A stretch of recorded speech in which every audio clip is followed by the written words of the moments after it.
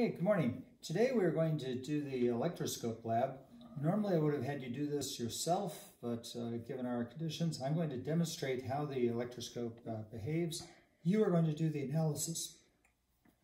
So our first thing that we do is we approach the neutral electroscope.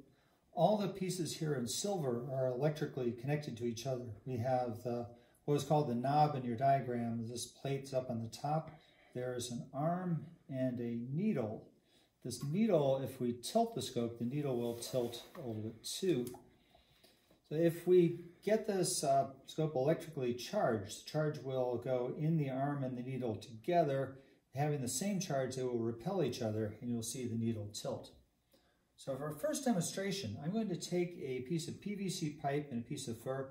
This is the one situation where we tell you what the charge is on the object.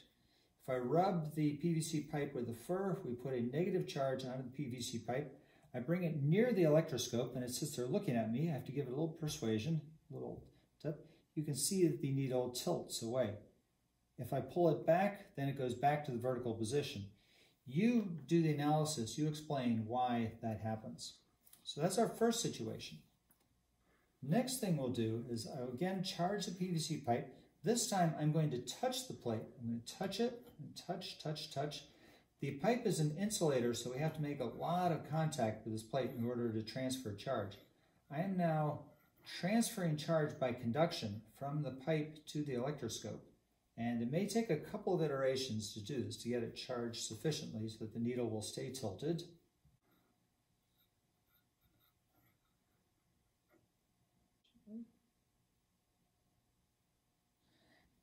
All right, so the electroscope is charged now. It has this negative charge transferred from the PVC pipe to the scope. If I approach it with the same negatively charged electroscope, observe what the needle does in response.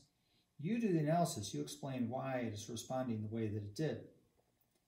On the other hand, I can approach it with a different material.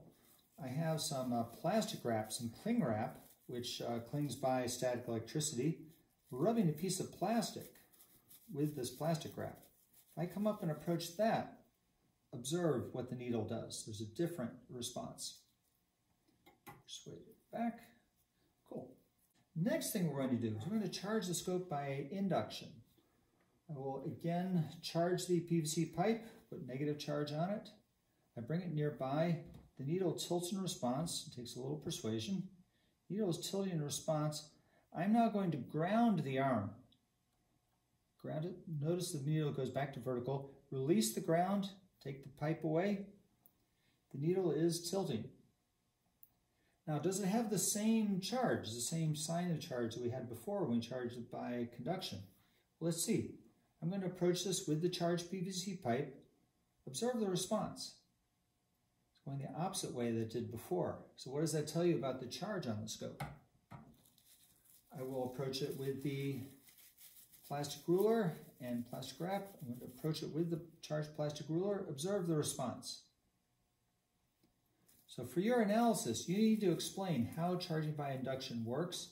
Once the scope is charged by induction, how does it respond when you approach it with a negatively charged object and a differently charged object, this plastic ruler and plastic wrap?